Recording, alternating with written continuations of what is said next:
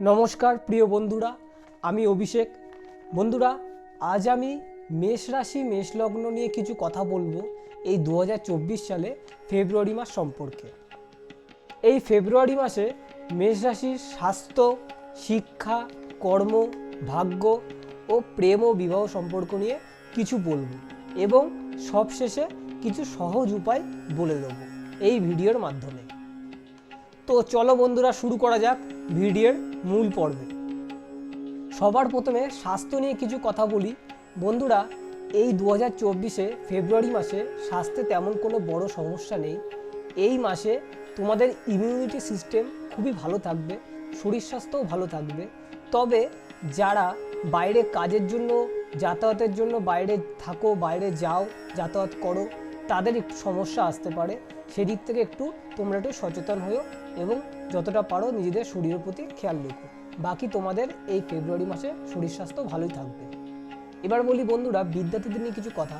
শিক্ষা 14ই ফেব্রুয়ারির পর থেকে বিদ্যার্থীদের জন্য সময়টা যথেষ্ট ভালো থাকছে।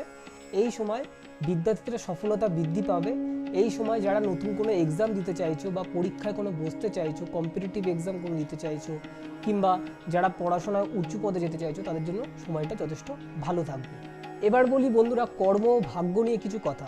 মেষ রাশির মানুষদের এই ফেব্রুয়ারি মাসে কর্ম ও ভাগ্য কেমন যেতে চলেছে?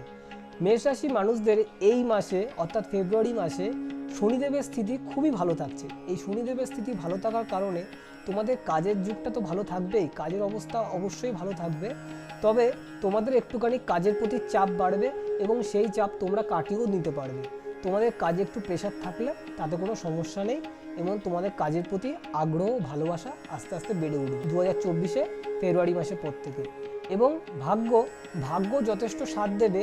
এই মাসে শুভ কোনো কাজ, মাঙ্গলিক কোনো কাজ, কোনো ক্রয় বিক্রয়, কোনো সম্পত্তি নিয়ে কেনাবেচা কিংবা বাসস্থান, নিজের কোনো নতুন কোনো জায়গা পরিবর্তন তোমরা এই মাসে করতে পারো। এই মাসে তোমাদের মোটামুটি ভাগ্য সায় দেবে। 2024-এ ফেব্রুয়ারি মাসে প্রেম ও বিবাহ সম্পর্ক নিয়ে কিছু কথা বলি। প্রেম ও বিবাহ সম্পর্ক, মেষ রাশির ব্যক্তিদের প্রেম সম্পর্ক মধ্যম প্রকৃতির দেখতে দেখা যাবে।